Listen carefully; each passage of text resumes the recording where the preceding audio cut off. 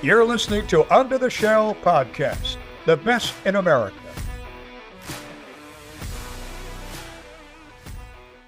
Welcome to Under the Shell, presented by Inside the Black and Gold. I'm Brennan YSL. Sam Jane. And Michael House. And today we're going to have on somebody, we brought a lot of football people on. We're kind of assuming people might not want to hear too much from the gridiron, at least guess why. So we had on a legendary coach, one of the most longest tenured coaches across any sport. A long introduction is well-deserved for Maryland field hockey coach Missy Meharg. Absolutely. Looking forward to it. Let's talk some hockey. Yeah, so let's just kind of recap the season so far for you guys. You're 7-4 right now, coming off a weekend where you had a tough loss in overtime to Ohio State, but then bounced back with a win at Michigan State. Just take us through those games and the season you guys have had so far. Wow, let's see. Well, I can't say that we typically sit at 7-4 at 11 games in, but we're excited. I mean, we're a team in progress. We play 30 to 35 minutes with 6 freshmen on the field. We've got an incredible goalkeeper, Klobosco, as well as Josie Holloman at the center back. So, we're doing everything we can defensively, and we're playing outstanding. I look at Sasho's team and, him having 4 or 5 maybe ties. And I go back to the days when field hockey did ties. I kind of wish maybe we could be in that space right now until we work out what's going on in the front field. And that's the most challenging piece, isn't it? It's the most amount of pressure. It's the least amount of time on the ball, the least amount of space. So we're working at it. As I said, we've got all freshmen and sophomores that are eager. It takes some time to develop that final piece, which is goal scoring. Yeah, I think if you look at the season so far for you guys, one of the big stories so far has been you can't win against a top 10 team yet. You've dropped all 3 bouts so far this season against a top 10 team. You have 3 more chances later this year, but what would you say are the reasons for those struggles against the more elite opponents so far? Yeah, I think it's inexperience. I mean, I'm just straight up. I mean, that second weekend to be playing Duke and at that time even BC, we just didn't have our feet wet. We weren't ready. We weren't connecting. We were young, actually just not mentally or spiritually fit for the environment yet. We've learned a lot, and I have a lot of faith and a lot of confidence in certainly these young women. But they need minutes together. They need passes together. They need quarters together. So I always say every 15-minute quarter that these young women have to play together, we're going to be better and better, so that the next time we face a top 10 team, we'll come out with a win. When you talk to coaches about scheduling, there's often 2 sides of the story, at least for out of conference. Obviously, you can't control the Big Ten schedule, but out of conference, you could schedule very easy and kind of rack up wins and kind of boost your resume that way, or do what you do and schedule very difficult out of conference opponents. Why do you settle on that side where you want to play some of the best teams in the country out of conference? Hey, look, fellas, years ago, I've been in this business a long time. I had an athletic director that just said to me, Missy, it comes down to recruiting talent and scheduling.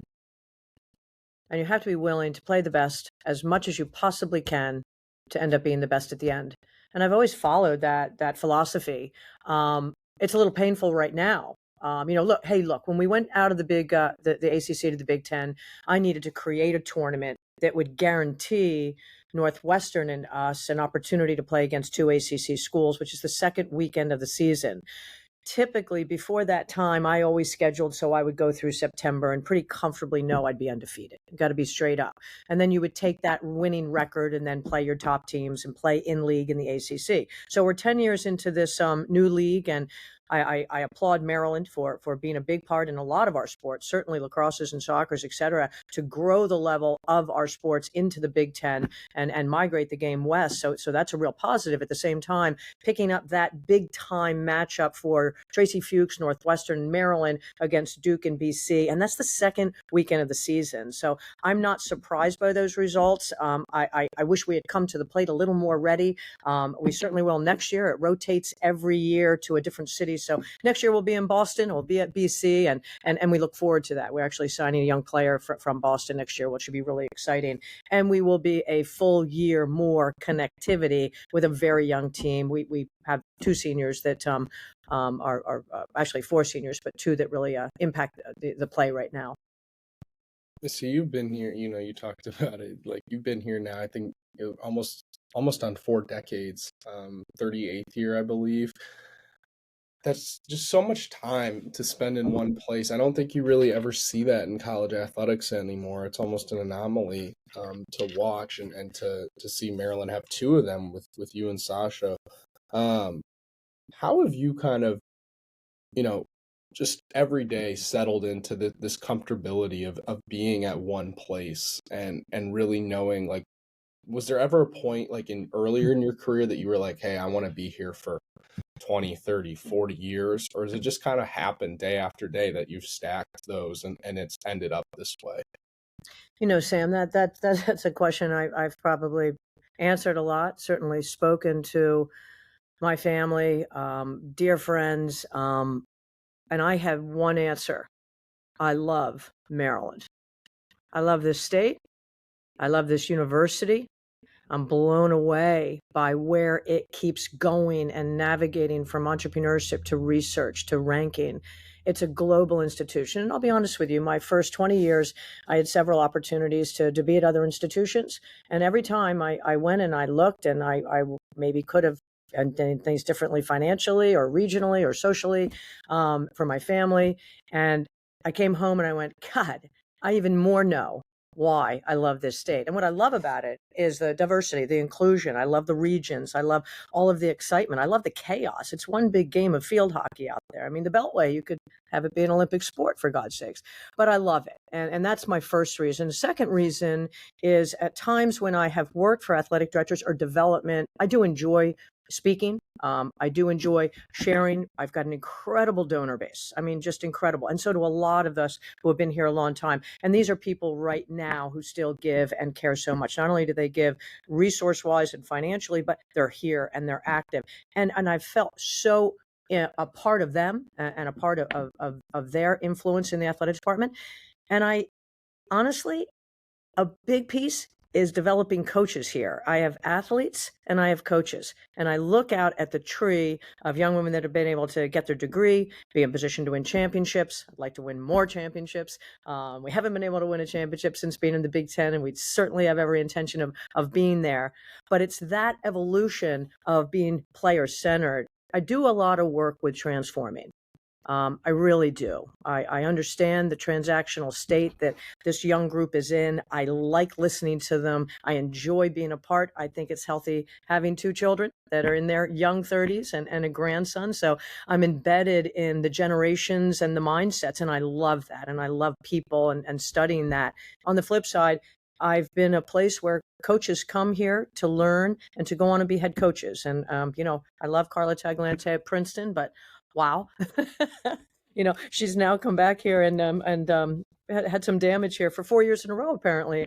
So she and I are great colleagues, and she's an incredible Terp and has been at Princeton now for about 10 years. But I enjoy that. And I've got young coaches now that also will have an opportunity to go on. So for me, it's just that connectivity. I love the beat. I love the pulse. I actually am probably one of the older coaches out there that actually finds NIL and rev share and all this wicked exciting. I think it's fantastic because it's what we are. It's where we are. It's where our country is. It's where the world is. It's where social media is. I'm lucky though. I have somebody else that handles me all totally on social media. So that's a I'm very grateful for her. Missy, with all the time that you've spent at this university and all the work you've put in, you have over 600 career wins now. You've won more games than any coach in Maryland athletics history in any sport, which it's a crazy stat when you hear it. So when you hear that, what does that milestone mean to you, having the most wins out of any Maryland athletics coach ever? I mean, it seems like a math equation, honestly. I'm the oldest. Why wouldn't I? I mean, let's be honest. But we win, right? And we do win. And I'd like to get back to that space where we're winning more. And the biggest thing, as I said from the beginning, when you guys asked me, like, it's recruiting and scheduling. And I love the schedule that we play. We are not fortunate this year because all of those Big Ten ACC matchups that happened early on in the first 3 weeks, unfortunately, I believe we went 2-14. So automatically our league is behind the ACC. And that's what's kind of looking at that national ranking. And we're going to have to catch up. I mean, we've got great games in front of us, and we've got Virginia at Virginia. And that's a game that we need to shift. We need to win it. Not only that, we need to be in position for our league to get more power. So, but not overlooking Iowa, who will head out to Iowa City this Thursday. You touched on NIL and rev share, and I wanted to ask you, because you were pretty outspoken when rev share was kind of, not hadn't been passed yet by Congress. What do you think it's done for non-revenue sports, for the Olympic sports, and how do you think it's impacting athletes, the discrepancy in what athletes are making, and just overall, how do you feel about it? Well, remind me where I was outspoken. You talked about how RevShare, I have the clip, I can pull it up, but you talked about how RevShare had kind of been, you were slightly worried about where it was going to shape for non-revenue sports. Yeah. And like what it would mean for the athletes in the non-football and men's basketball, and how schools were going to allocate their funds. Sure. I think, the whole space is just so fluid, right, guys? Like there's no answer yet. I mean, when it takes 9 months to actually have something passed or even settled. So in that time period that your reference is, look, it's a space that we don't know. I can only say, though, that the leadership at Maryland right now is such that it's all about NIL. It is all about NIL, and we can get to rev share. I mean, there's three pots. You've got scholarships, you've got rosters and scholarships, and that has to do with getting your degree. You've got the rev share pot, and the rev share pot. I mean, Olympic sports is what I would define as all of us, but football and basketballs, and maybe volleyball, and I don't know how you would define exactly who is professional. Right now, we're all professional. Because if you look at those three pots, you've got your scholarships, you've got your rev share. You're going to have some dollars that you can use. You have to find an athlete that's really worthy of it, right? And it could be an athlete from this country, it could be an athlete from another country, and I'm very confident in our leadership team that I can walk in and say, look, if we want to get this athlete over North Carolina, over Michigan, this is what we're going to need them in terms of rev share, and that's dollars. That's just straight up dollars. It's paying to play, and that's the old 2016 pay to play. And we all paid attention to that back then. That was going on for those young men's entertainment. Maybe we wouldn't be where we are, but we are where we are. So that's where that is. But the NIL is the piece that people kind of cross between NIL and rev share. NIL is where it's at. And this is where our companies, our local people, those who love us and those that don't know that they love us as much as they should. And those are to all the Terps who are out there that possibly when we left the AC or possibly really haven't been attracted yet, but they love money. And so they're interested in us, and they're interested in NIL contracts and opportunity to be the face of. Look, I recruit, 2027s. These kids are juniors, 2028s right now. And I'm already speaking to coaches that some of the universities I compete against are already talking about NIL contracts with areas that these young people love and want to work in. They're 14 years old, and this is field hockey. Now, so you asked me why I'm in it? I love it. I think it's great. What are the choices? You either complain or you find it, I'm not in the mood for it anymore. But think about where we are and how quickly it happened, although some schools had a pulse way before others. And I think that's where that NIL piece really got just steamrolled in some of these places that have huge long-term family donation money companies, local, and I think they really grabbed at it. But I love what we're doing right now. I think our development team, I think Jim Smith is doing a great job. I think coming into a new place that we have so many Terps out there that are ready to support us, and that's what excites me. Hey, I'm a member of Chartwell Country Club in Anne Arundel County, and I play a lot of golf, and I know a lot of these guys. And I've always been like, hey, I'm not going to ask a question. Do you give? What's your company? What are you doing? we're in a space I can. That's how I feel right now, and it's exciting. But back to Olympic sports, and I always try to keep it clear, especially when I'm recruiting with the families. Scholarships are scholarships. That's tuition fees, room, board, books, and cost of attendance. And then you've got some red share cash. If someone's worthy of having the cash, then we'll find a way. And I'm confident that my leadership team will support what I'm thinking and why. And then on the third side, though, which is really the most important when it comes to sustainability in recruiting and money, is the NIL relationships and contracts that Jim and his team are working on. It's so crazy to hear that, that this is where like the state of recruiting is at. I know obviously this is the case, like you think about this for football, like players are really concerned about how much they're going to get paid. But I think for Olympic sports, you don't often think that. So how much, at least for your recruiting breakdown, when you bring a player in, is, showing them the facility, showing them Maryland, but then how much of the conversation are they still concerned about, if they're going to get paid and how much?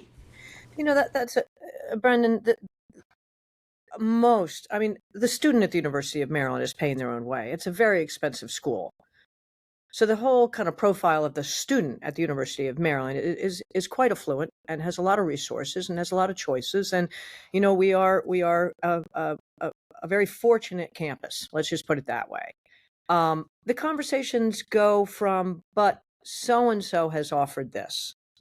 And so the actual value right now, as we start to get used to having rev share dollars, so to speak, or NIL opportunities, you're just going to go through a time where you're going to have to say, okay, well, we'll match it just for the sake of getting through this sort of time, or just, say, well, we just don't have that. I think what is nice about being Maryland and the tradition and the success of the program and the academic curriculums here that are just, continuing to raise, it's easy to recruit here.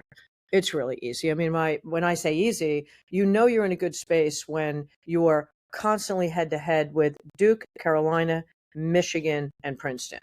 And I would say, we're in that, and it's constant. And that's telling you that we're in a super good place. So what we do have, and certainly what North Carolina and Michigan have, is a bit of a jump on us right now with the NIL opportunities. But I think with the pace that we're moving, it's going to be quickly. But the recruits and their parents, they want it, right? They want it. They want to be a part. They want to be to go on social media afterwards and say, look at what I got. They want to have, Pepsi next to them. They want this. So you got to just be open-minded and sit in their world for a bit and enjoy it with them. Missy, I'll just kind of put it, we've talked a lot about how long you've been here and just the joy that you still have for coaching. It kind of shows up, but I guess I just want to know, how long are you still planning on coaching if you had to give a timeline? My gosh, are you a recruit? I can't tell you how many times I've weathered I'm this. asking you about money, how long you're going to coach, what's going on? Sam, what's going on? You wear a kilt? Just kidding. Let's see. I'm going to know if I don't love it. I come from an Italian family, and I'm pretty clear on what feels good and what doesn't. And right now I'm interested in all the topic we're talking about, and I still really love coaching the girls. In terms of time, I have a contract through December of 2028, and I aligned that with the next quadrennium of the Olympics through LA. I'm fortunate we've got some athletes that might have a space in that. It's always a nice kind of timeline. I operate in quadrenniums. I was fortunate enough to coach and be a part of the whole Olympic movement through a couple of terms. I want to follow this class through. This freshman class, I'm looking at the board right now. There's 11, right? So, and there's 6 that are predominantly there's 4 opening matches. They're exciting. I did a big time with my staff recruiting. I've got a new staff. So this is a group that I could see myself wanting to follow through with. At the same time, on any given hour, if there's something else that I feel I want to be doing, I'm very open to doing that. So I find myself with, when I say this, because I've got club coaches and you've got people that say, oh, we're hearing you're leaving and X is getting the job like next week, because that's what's going on in recruiting. And I have to say, I can't say this class of 2027, there aren't a few girls and the club coaches and the parents that were very concerned about whether or not there would be a coaching change during their athletes' time. What I find so funny is this is a women's thing and a women's sports thing. because I don't really find that men or males really have these type of conversations. I mean, yes, there could be a coaching change, but in men's sports, turnovers happen like that, and somebody gets bought, and somebody goes there, and you could have a change. Maybe you'll like the new one even better, right? So, but it seems a little more, oh gosh, what if? Hey, I'm here. I'm here till 2028. I love it. Still completely inspired every day. And I think you can see from where you guys are looking here and this Zoom, my wall, this facility, it's You it's know, a castle here. yeah, no kidding. Well, Missy, we appreciate you. Hopefully, we see you on NBC making your color commentary return. I was checking out some old clips ahead of this interview. You were rocking it. Oh, fellas. Wow. Yeah, I was rocking it, but I want to remind you, I was not on site in London. So I was working remotely from New York City. Oh, okay. And little did I know I would not have somebody full time on site to work with me, like in my booth. I basically made a lot up. I'm just going to be straight up. And people just told me how great I was. I said, well, thank you very much. Fellas, Hey, thanks so much. And you have a great day under the shell. yeah, thank Get you, out of Missy. the shell. Appreciate Let's your get out time. there. So, have a great day. Before we get back to the show, a quick word from our sponsor. The Catalyst to the Game is brought to you by Catalyst Hot Dogs. Catalyst brought the Jersey Dog to the DMV, featuring premium, dry-aged, Black Angus all-beef hot dogs that are made in Maryland. They're served with handmade toppings, including hot onions, relish, and their signature Texas chili sauce. Guys, I actually had a Catalyst hot dog the game because I had the day off, so I was like, you know what? I'm in the CQ stands. Let's go get a Catalyst hot dog. The Texas chili sauce, elite. And don't also miss their garlic knot dogs. Catalyst also always offers vegan dogs as well as gluten-free buns because Catalyst has food for everyone. You can find them in CQ Stadium in Section 14 and the Xfinity Center in Section 210. Tell the people, a hot dog is a sandwich. All right, now back to the show. Let's just get right into it. One of the worst collapses of Michael Locksley's tenure. A pretty disheartening game, I think, for the fan base. Maryland obviously losing 24-20 against Washington. There are a lot of things to take away from that game. I think that we could talk about it for a while, but I just want to start it off away from the field. I mentioned this in a video that I put out afterwards, but I just feel really bad for the Maryland fan base after a loss like that. I think that there was a lot of sentiment going into that game of this year might be different. You know, the big win at Wisconsin, they go up 20-0 in the third quarter, and CQ Stadium is rocking and rolling, sellout crowd for the first time since 2023. Everyone's feeling good, and then just to watch your team, kind of it felt inevitable, as our friend Taylor Lyons put it to Mike Locksley, wilt away. It's a really just disheartening game, I think, for a fan base that was so desperately looking for a reaffirmation that this year might be different. This team maybe has some juice and some fight that other teams have lacked in Big Ten play, and it just showed up. And I think no matter what happens, really, the rest of the season, there's going to be a lot of hesitation to really buy back in. So it's a really, really, really tough loss. Absolutely. I think we talked about this last week, but from a fan base perspective, Maryland did not need to win this game to keep fans coming back. They're playing a good Washington team. They're not favored. Maryland really at the end of the day, before the season, is not supposed to touch a win in this game.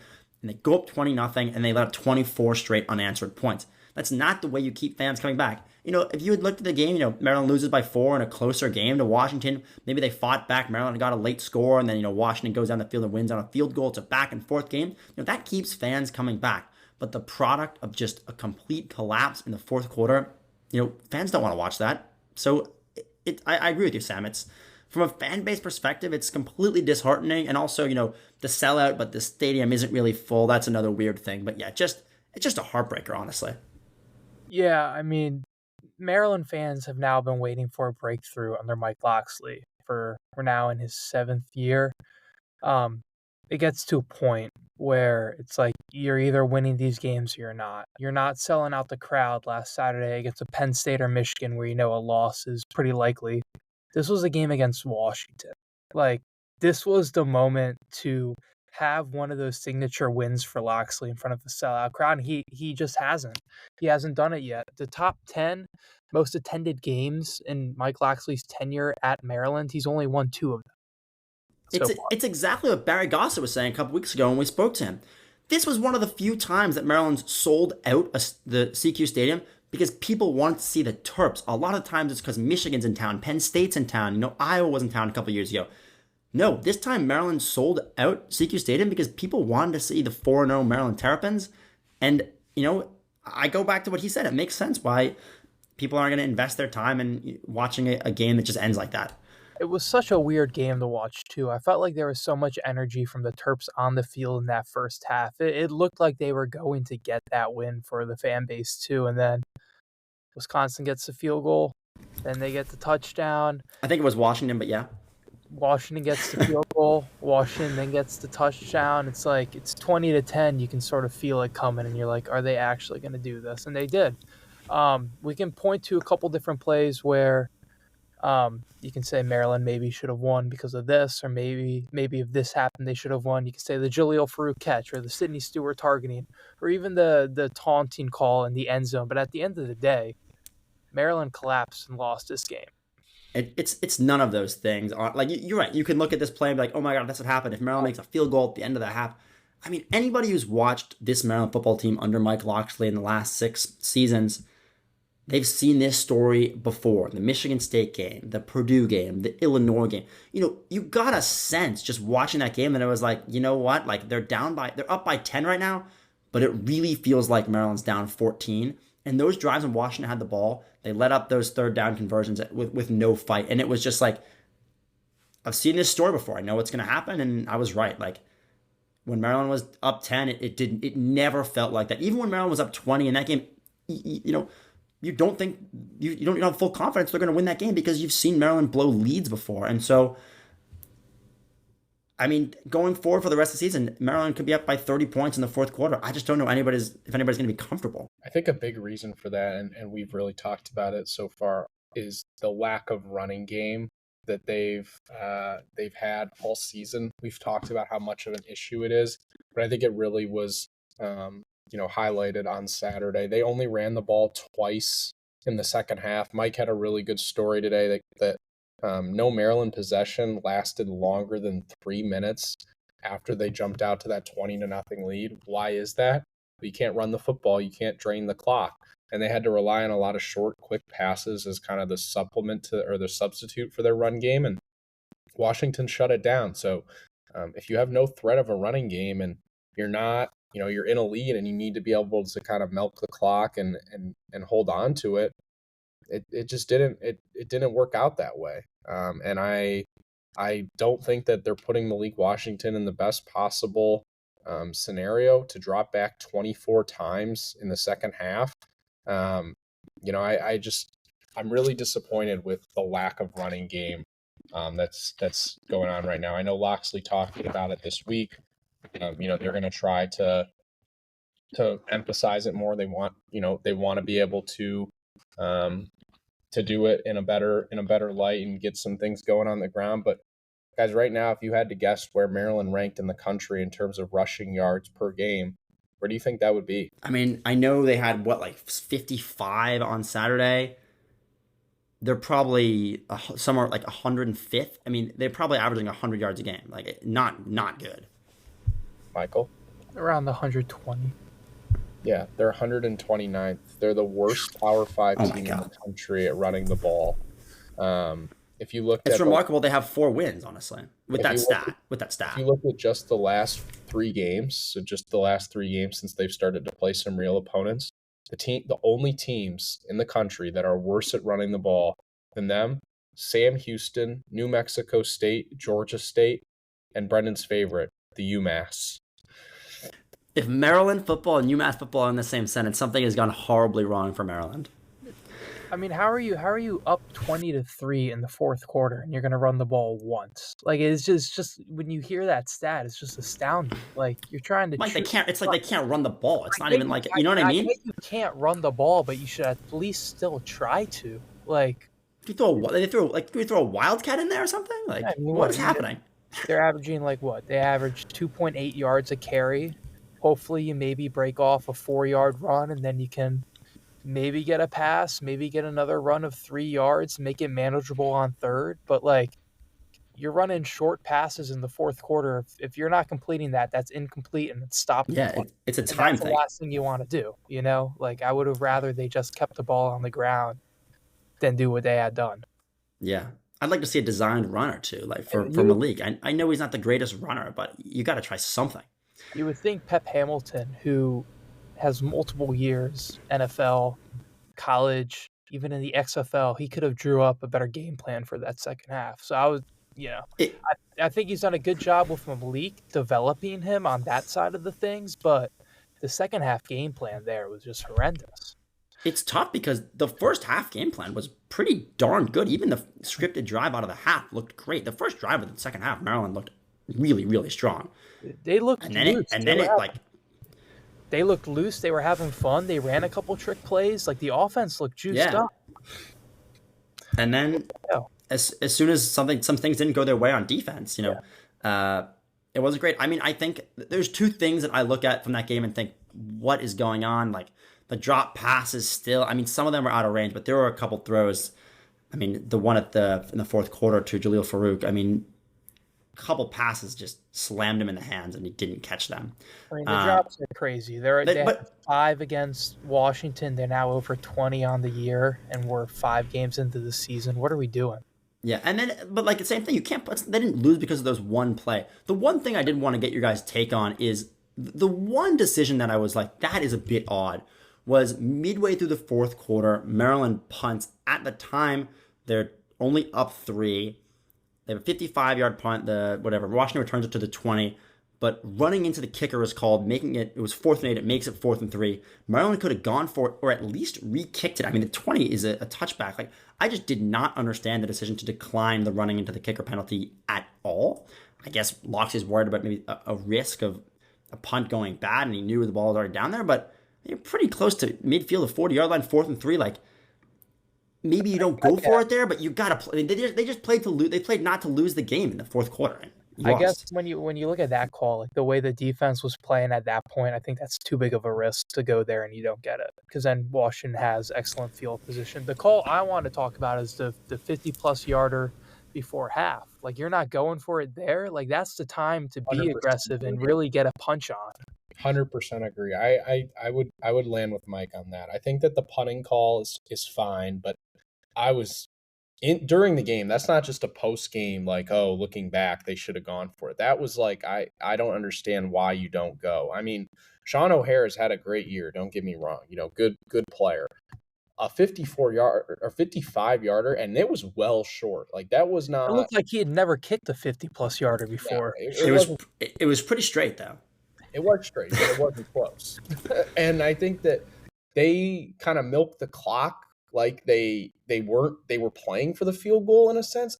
Be aggressive, land the knockout punch. You're up 13-0. Like, take advantage. They got the ball. You get the ball to start the second half. Like, go score a touchdown, or at least get your kicker in a better spot. But they seem content with just kind of like, milking it out and kicking a field goal. And then that play led to the Sidney Stewart ejection. So I mean, it was not a good end to the half. They came out better and scored right away in the third, but just not the type of end to a half that you want to look for if you're Maryland. And I just think once that happened, it almost was. I know they scored to start the third quarter, but it felt like a spiral effect. Yeah, I mean, I don't think anybody's upset if you go for it on 4th and 2 there from the 37. You get it. You give O'Hare a closer kick. I mean, no one's mad in college if you're passing him a 55-yard kick, especially the time on the clock. Just the fact that you wouldn't give Washington the ball back close to midfield, I mean, that is a risk within itself. Obviously, you get pushed farther back when you're kicking it. Like, it's just it's one of those decisions where Loxley always say, like, it's a bad decision because it didn't work. But when you have a bunch of those, you start to think the end of the half screwed the team over. They scored, you're right, but it was not looking good going into the second half. They obviously had that drive to start the third quarter, but I mean, you can sit here and nitpick all those decisions you want, but at the end of the day, like my general statement, which I said, is like, they played the game not to lose. If you were an underdog in a big game like that, you got to put your chips at the center of the table. You got to play to win the game. You're not a team that's just going to, you're up by 7 in the fourth quarter. Your running game is good enough. It doesn't matter. You're just going to go run down their throats. Like, you have to sit there if you're Pep Hamilton, if you're Mike Locksley, and be like, heck, I don't care if we're up 30. We got to win this game. It doesn't matter. We got to still be aggressive. And as soon as you lose that aggressive edge, the players see it, and you're playing not to lose. It's embarrassing football.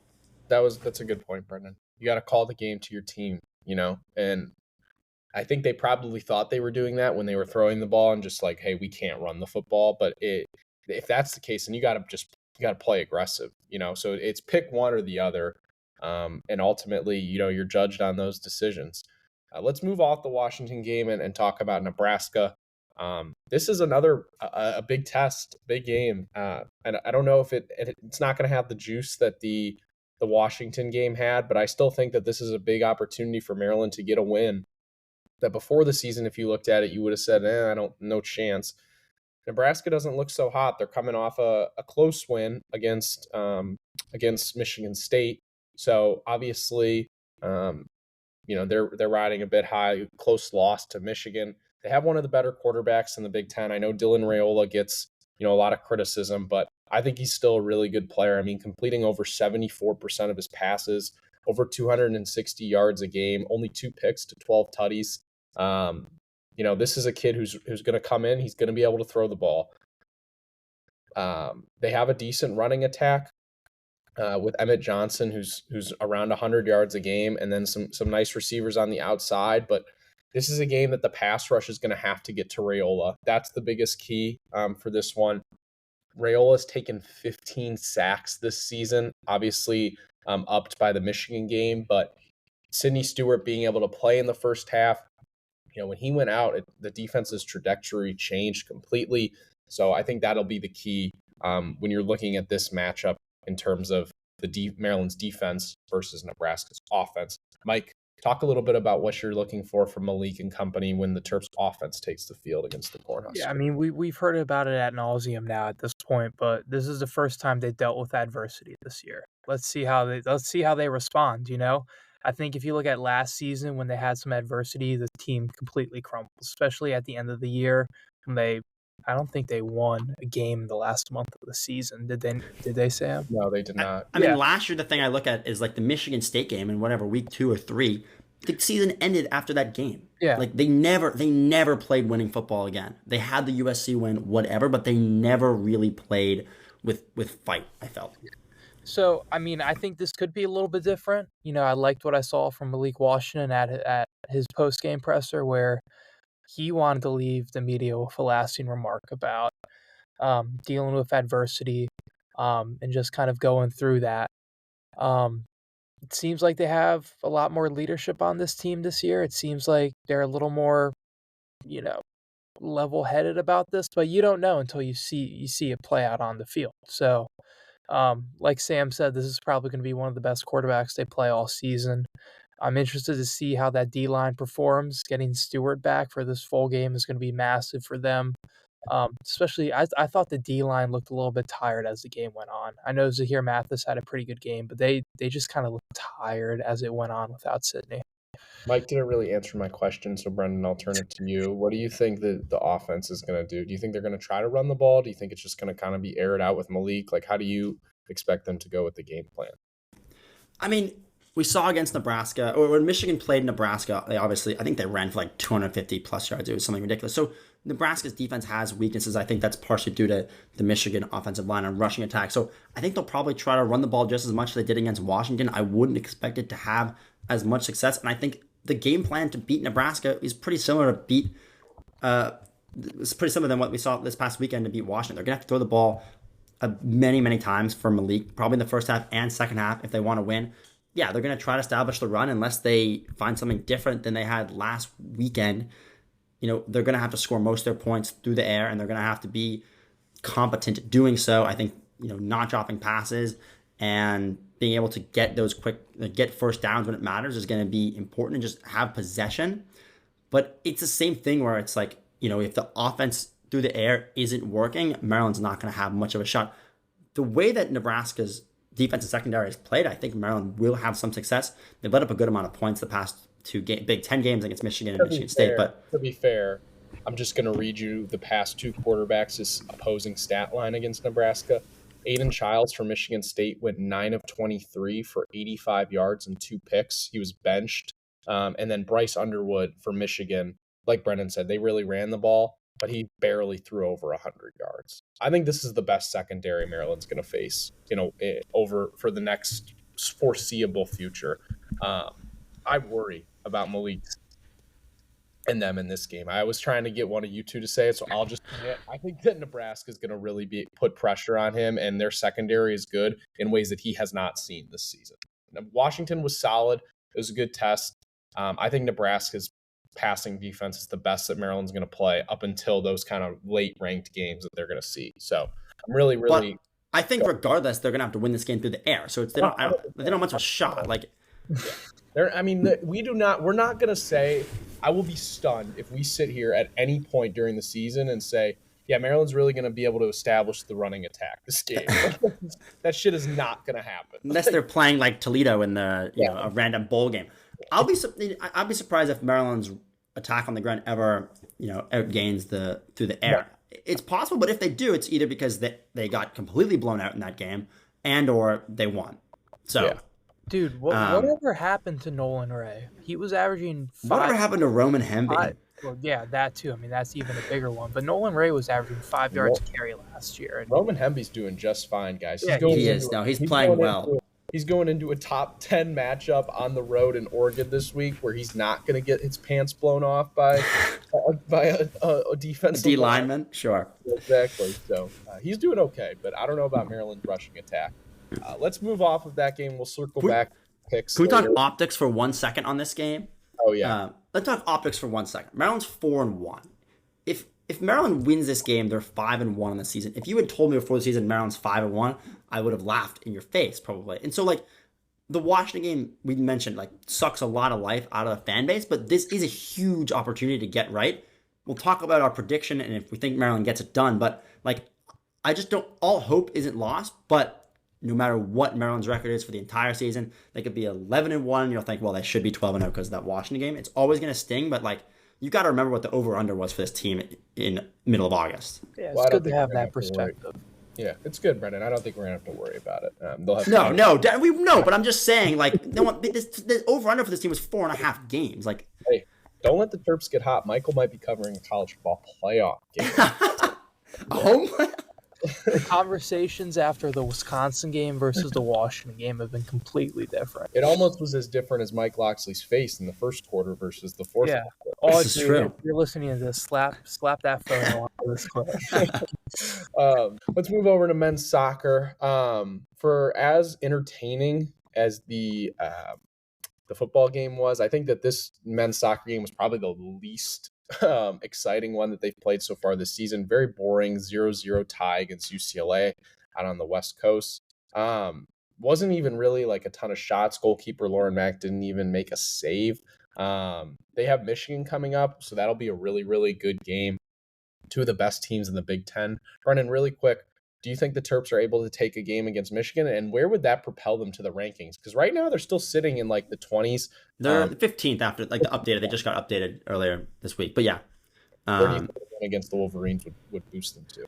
Yeah, Maryland's 15th, Michigan's 13th. Michigan has a win over what used to be number 1, Indiana, earlier in the year. That doesn't really matter for the rankings. Both these teams are two of the best teams in the country. I mean, I still think Maryland does get this win. They've been very good. They obviously haven't lost a game yet this season. They've been great at home. Lauren Mack, as I said, has looked like one of the best goalkeepers in the country. He had an off day against UCLA. Didn't face a shot. I think there were only something like 2 shots on goal in that UCLA game. Maryland had 2 and UCLA had none. Going out in the West, anytime you're traveling 2 time zones and you don't lose, that's a big positive in the Big Ten at this point. Michigan offensively has looked very strong, but I think that what we've seen from Maryland so far this year, they've been getting coached pretty hard. I think honestly, what's going to matter a lot in this game, as I said, is the play of Lauren Mack. Michigan's going to get shots on goal, and we saw it against the Georgetown game. If he's making saves, this team is going to have a chance to win. I expect Maryland to draw this game or get a win. Just the way they've played all season, even that Wake Forest game when they were ranked really highly as well, they haven't looked really fazed by anybody. I personally would have them ranked a lot higher, just the way they've the way they've played, but definitely the biggest test of the season so far on a Friday night at home at Ludwig. I mean, what else can you ask for if you're Sasha? Yeah, I mean, that's a huge, huge game. Hopefully some fans pull up. That's been a point of contention there. Other than the lovely crew, shout out to them. We need a sponsorship from the crew. No free shout outs on this podcast. Moving off, we'll head over to women's soccer. Illinois, another loss. We don't have to spend a ton of time on this, guys. I like Marciano. Brendan wants to talk about women's soccer because he always wants to talk about every sport. So Brendan, take it away. I'll give you 45 seconds of women's soccer. It was very similar to the UCLA game. Maryland looked very composed, controlled the ball a lot in the first half. They struck first. They were on the 10th minute. And then Illinois scored twice in the second half. It was kind of what we saw in the UCLA game, too. The last 20 minutes, Maryland didn't have the stamina. They couldn't get the ball out of their end. And Illinois, on maybe their 8th attempt, in the 70-plus minute, gets a goal. And Maryland loses that game. A chance they would have had to get a point. I mean, this Maryland team with 5 games to go, very unlikely, but they have an outside shot of making the Big Ten postseason, something they haven't done since 2019 during a regular season format. It would be the second time they've really made the postseason in the Big Ten. They have an outside shot there. I don't think they're going to get it done this year. If they had got a point against UCLA and maybe Illinois, they'd have a better chance. But going to need probably 2 more wins and some draws. So we'll see what happens there. But if they can't play a complete 90 of soccer, they're going to have some trouble with that. That's all we got on women's soccer for this episode. Yeah, and I guess moving into field hockey, a little bit of a surprising weekend for the Terps. They actually fell to unranked Ohio State in overtime 2-1. Bounced back with a win over Michigan State 2-0. But listen back to the recording from last week, I said they would win both games. You got to look ahead to next week against number 10 Iowa. Not the case. They dropped that. Now it's looking a little scary for the Terps. We talked about their struggles against top 10 opponents. They've got number 10 Iowa this Friday. They're going to be facing number 1 Northwestern next week. Then they also got number 2 Virginia on the schedule. They got to piece together some wins here to end out the season. Yeah, it was really interesting to hear Missy's perspective on kind of how she wants to go throughout the rest of the year and what she's expecting from her team against those top opponents like we talked about. We'll really quick touch on volleyball. The team just continues to really struggle in conference. Another tough week for Adam Hughes' team. They lost to Penn State in 5 sets, which was a really good performance early on. I mean, the reigning national champions, but they just fell short, losing in 5. And then they got smoked against Rutgers 3-1. So The Rutgers game was super odd. The first set, I think they were up 13-2, and then they lost that set. And, they just totally collapsed. I looked at the score. I was like, oh, Maryland's going to probably take the first set here, have a good chance at winning this game. They win the second set. I mean, they really dominated the first 2 sets and then couldn't get it done third and fourth. Penn State was kind of the reverse. Looked pretty sleepy out of the gate in the main court of Xfinity. Won the third and fourth set, and then the 5th set, Penn State just, they realized who they were, and they were not going to let Maryland win this one. But some solid showing for parts of the game. But if you can't win sets and you can't, you're up 10 points in a set, you should never lose that. And so, not looking great after two games. They, one game they could have won in Rutgers, and then a game they could have stolen from Penn State. Not an ideal weekend for volleyball. But I think that's all we got for the Olympic sports going on. Let's do something more exciting. I've been really struggling in picks, but let's talk Maryland picks first. Michael, start us off. What do you got this weekend? Maryland, Nebraska. For the first week this season, I'm going to take the Terps to lose. I'm going to take Nebraska 30-20.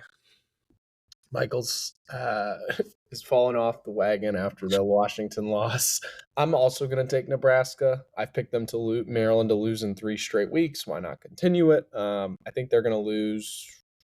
I think it's going to be low scoring, 20-14. They had a low scoring game a couple years ago, right? Yeah. They won 13-10 that game. Chad Ryland hit the game winner. Chad Ryland did the dope-ass jerseys. Remember those, Brendan? I mean, I know Chad Ryland for a different reason. It's because he helped the Patriots get Drake May. Regardless, I will shout out Drake May. Drake May's been looking good. Speaking of football, winning football. Yeah, this is a tough game. I thought it was going to be higher scoring last weekend. I'll go kind of in the middle. I think Maryland does score in this game. Just the momentum blow from last weekend, I just don't see it seeing them get it done against what I believe is a stronger Nebraska team. I'll take Nebraska 24-13. All three of us picking against the Terps. Let's move into our college football picks. Not a good week. How the mighty have fallen. Yeah, tough week for Brendan. 0-3. I went 1-2. Mike, what'd you finish out as? 1-2. So a tough week. Oh my God, we went a combined 2-7. I'm the only one with the winning record right now. God. So I will go first. 10-8 on the year, and I'm going to start it off. I'm going to pick Clemson again. They helped me out last week. I'm going to take them as a -14 favorite against Boston College. Then I'm going to do BYU. Give me the Cougars over Arizona, 2.5-point favorites. And then UNLV, -6.5 against Air Force. I'll go next. UCLA killed me last week with my Penn State pick, so I'm going to pick against UCLA again because I don't think they're going to do that again. I'm taking Michigan State 8.5-point favorites over the Bruins. I'm also going to take FAU, our familiar Owls, 5.5-point favorites over UAB. And then I'm going to take Ohio State 14.5-point favorites over Illinois. Nicely done. I'll pick up where you left off. I'm also going to take Ohio State -14.5 against Illinois. We might have just copied each other. These picks. See, that's like a sneaky line because you wouldn't expect a ranked team at home to be 14.5-point dogs. But I think it's a good pick by both of you. Yeah, I also was going to take Michigan State -8.5 against UCLA. Me and Mike are just down for the dumps at this point.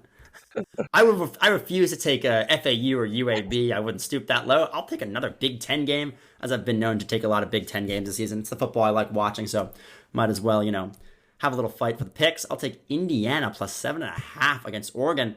Indiana doesn't get blown out, so I don't know. We'll see what happens, but that is a game to circle on the calendar this weekend. Indiana, Oregon. It's gonna be good. With me and Wizzy this week. Maybe, or don't. Considering I'm 9-9 and Mike's worse, I wouldn't. I would stay far away. Let's do Terrific Terp and let's get out of here. Yeah. This week's Terrific Terp is the wife of Maryland men's soccer coach Sasha Surovsky. Shannon Higgins-Surovsky coached at Maryland for 6 seasons from 1999 to 2004, making the NCAA tournament all but 1 year. In that time, she was named ACC Coach of the Year. However, that was not her first time making an all-ACC list, because in 1989, when she was a member of the UNC Tar Heels, she was named ACC Player of the Year for her senior year. Shannon had a very successful career at UNC, aided mostly by the school's success, but also her play on the field. UNC went an incredible 89-0-6. That's 89 wins, no losses, and 6 ties. Obviously, they won 4 NCAA titles during that time, and she scored 3 game-winning goals in those championship games. Also in college, she won National Player of the Year in 1988 and 89. During her time in college and then a little bit after, she was on the U.S. women's national team. She made 51 total appearances and was a member of the 1991 World Cup winning team. On the coaching side, she joined GW as an assistant coach in 1990, and then at age 22 was the youngest head coach ever for GW, where she spent 1991 to 1997. For her work with the Colonials, she was inducted into their Hall of Fame. She won A10 Coach of the Year twice and made the school's first ever NCAA tournament appearance. At Maryland, she led the Terps to a 62-51-10 record. Not quite her record at UNC, but a winning record for Maryland women's soccer is pretty solid. 16 of those 62 wins came over top 25 teams, but in 2005, she announced she would step away from coaching to spend more time with her family. Obviously pretty tough when your mom and dad are both full-time soccer coaches at the college level, so she decided to step away. The woman who is in the National Soccer Hall of Fame is this week's Terrific Terp.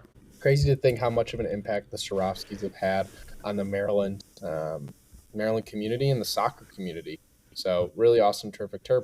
Fun episode this week.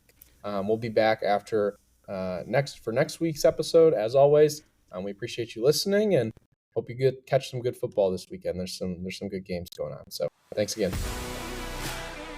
Guess what? You've got Under the Shell Podcast. Nobody does it better.